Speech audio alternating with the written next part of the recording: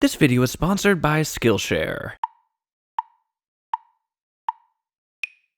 Hey, welcome to 12 Tone. Recently, I fell pretty deep down a research well, and I came back with possibly the most absurd thing I've ever learned. This is the story of a century-long battle between different orchestras, instrument makers, and performers that only ended when governments passed actual laws restricting what and how those orchestras could play. This is the story of the Sharpness Wars. Before we get to the history, though, we need some background on my favorite topic, tuning. You see, when you play a note, what you're really playing is a sound wave with a specific frequency, and in order for an entire orchestra to sound good together, they all have to agree on which frequencies are represented by which notes. Traditionally, we do this by defining the frequency of a note called concert A, which these days is pretty universally played at 440 Hz or cycles per second. This means that if you took a violin from Paris and used it to play with a London orchestra, no one would notice the difference. Now, why did I use those specific cities as examples?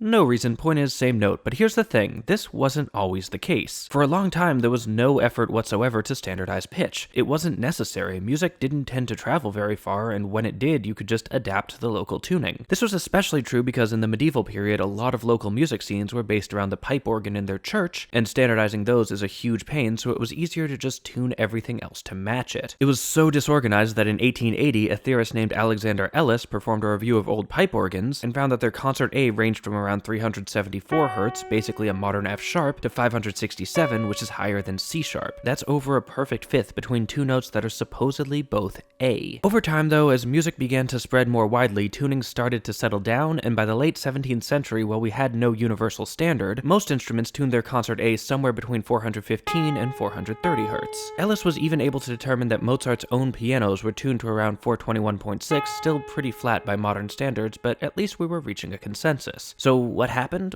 Well, the 19th century happened. This was a time marked by rapid pitch inflation, colloquially known as the Sharpness Wars, where concert A skyrocketed, and the culprit appears to be a seemingly innocent cultural shift. Concert venues were getting bigger. This may not sound like a problem, but the size of the room you're playing in actually has a profound impact on the tone of your instrument, and it all comes down to how sound works. We said earlier that a note is a sound wave with a specific frequency, but in practice, playing a note on an instrument will actually produce a bunch of different sound waves at the same time. You get your fundamental, which is the frequency we've been talking about, but you also get what are called harmonics, which are higher frequencies whose values are multiples of that fundamental. So if we play A440, we get 880, 1320, and so on for free. The pattern of harmonics your instrument produces is most of what determines its timbre or tone. For example, this piano has a fairly simple harmonic structure, tapering off pretty hard after just the 9th harmonic, whereas this guitar is playing the same fundamental note, but it's producing about 40 different detectable harmonics, including some near the edge of human hearing. How exactly we convert a harmonic fingerprint into a specific timbre could be a whole video on its own, but a good rule of thumb is that the presence of higher harmonics is generally perceived as brighter. This presents a problem in large venues because higher frequencies are more easily absorbed by things like fabric, construction materials, and human bodies, so as the rooms got bigger, the instruments started to sound dull. Raising the pitch helps with this in a fairly obvious way. If your note is higher, all the harmonics will be higher too, so even if the pattern stays the same, you still wind up with a brighter sound. Imagine taking a melody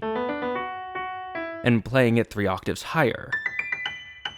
This is basically what orchestras were doing, but since the effect was small and gradual, they got to pretend they were still staying true to the composer's intentions. This fight to tune instruments higher and higher was also fueled by technological advances in the 19th century that allowed instrument makers to produce more durable strings than ever before, creating a sort of musical arms race to see who could make the brightest, highest tuned violins. But there's one instrument whose range they couldn't improve with better manufacturing techniques: the human voice. As pitches rose, songs that were already difficult to sing when they were first written were becoming impossible. Instruments near the end of this period reached a concert A of 455 Hz, more than a half step above Mozart's intended pitch, and singers were damaging their voices attempting to keep up. Resistance from singers was one of the few things holding back the Sharpness Wars, but the greater prestige of the instrumentalists meant they were losing the battle. And then the French government intervened. In 1859, Emperor Napoleon III appointed a special commission to investigate the issue, and on their recommendation issued a decree requiring that all state-authorized musical establishments tune using something called the diapason normal, or standard tuning fork, which was set at 435 Hz, halfway between the 450 that instrumentalists preferred and the 420 that singers wanted to return to. Pitch inflation was now illegal in France, and with that example in hand, singers pressured other orchestras to adopt the French standard, and slowly 435 became the norm, most notably with a conference in Vienna in 1885 where leaders from 8 European nations resolved to adopt the diapason normal in all their countries. However, this adoption was still far from universal. No one but France was bound to the French standard, and different orchestras in different countries could still do whatever they wanted as long as their own governments didn't stop them. This all changed in 1919, though, 60 years after Napoleon III's decree, when 28 nations, including the United States, the UK, France, Germany, Italy, and Japan, all came together to sign a document agreeing to abide by the 1885 conference's decision. That document was the Treaty of Versailles. That's right, the same treaty that ended World War I also included a clause requiring that all signatory nations accept that concert A was 435 Hz, which...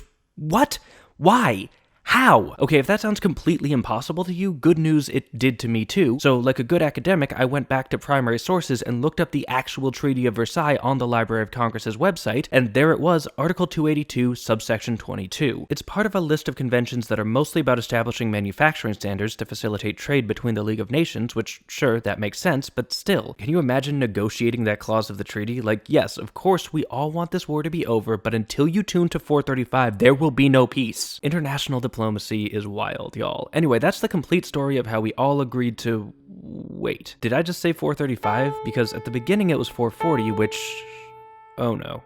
We're not done, are we? There's still one last piece to this puzzle, one rogue state that refused to play by the rules and ultimately wound up changing them instead. And where can we find this scrappy little underdog nation? Where else but a small island off the coast of France known as the United Kingdom. You see, Britain wasn't at the 1885 conference, and while they basically agreed to abide by the decision anyway, they weren't super happy about it, so London's Royal Philharmonic Society came up with a rather creative workaround. When France made the diapason normale, they included an indication that it was made to ring the correct pitch at 15 degrees Celsius. Now, since sound is generated by vibrating an object, the temperature of that object can change how fast it vibrates, thus changing the pitch. For a tuning fork, though, this isn't particularly relevant. It's made of metal, after all, and produces roughly the same pitch at any temperature that's comfortable to humans. The marker was included for verification purposes only, so the fork could be more accurately reproduced. But orchestras don't actually tune with a tuning fork. They're far too quiet, so you'd have to pass it around to each individual performer, and the process would take ages. It's much more efficient to have one person tune with a fork, then have them play the note for everyone else, and in the case of the Philharmonic Society, the tuning pitch was given by an oboe. Thing is, the oboe is a wind instrument, which means it works by directly vibrating a column of air, making it much more sensitive to that air's temperature, so the Society reasoned that they should tune their oboe to match the fork at 15 degrees, but if they happened to play at the standard room temperature of 20 degrees, they could hardly be blamed for winding up with a concert A of 439 Hz, 4 higher than the rest of Europe. And they kept using this version even after they signed the Treaty of Versailles because their system was technically an interpretation of the conference's conclusions and was thus arguably still valid. This persisted for decades until complications arose with a new technology.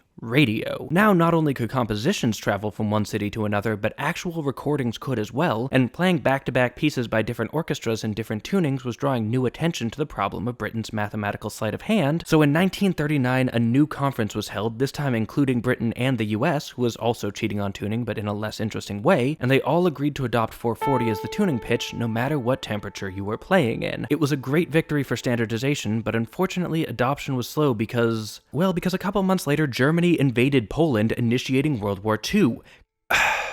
Anyway, in addition to its other, more important impacts, the war caused a rift in the tuning world, where some European nations adopted the new 440 standard while others stuck with 435, and that rift appears to have persisted until 1955 when the International Organization for Standardization reaffirmed that concert A was 440. Then, 20 years later, they reaffirmed it again, and the fact that they felt the need to do that implies that orchestras had once again started tuning higher in direct violation of the Treaty of Versailles. Come on, people. In the end, though, I think the 17th century organists basically had it right. It doesn't really matter how we tune our concert A. All that matters is that we agree. And if you want to learn to be a better musician in any era, I'd recommend this video's sponsor, Skillshare. Skillshare is an online learning platform with over 20,000 lessons in just about everything. I've been watching through a course called How to Make a Record from Writing to Releasing, which, as the name implies, is a pretty comprehensive look at the steps needed to put together and market an entire album. If you want to check that out, Skillshare is offering 2 free months of premium membership to the first 500 12-tone viewers to click the link in the description. And while you're there, take a look at some of the other sections too. Whatever you're looking to learn, there's a good chance Skillshare can teach you. If you've watched my channel, you know I'm passionate about affordable education resources, and with premium membership starting at just $9 a month, Skillshare offers a lot of value. Plus, they sponsored me, so you know they like good educational content. And hey, thanks for watching, and thanks to our Patreon patrons for supporting us and making these videos possible. If you want to help out and get some sweet perks like sneak peeks of upcoming episodes, there's a link to our Patreon on screen now. You can also join our mailing list to find out about new episodes, like, share, comment, subscribe, and above all, keep on rockin'.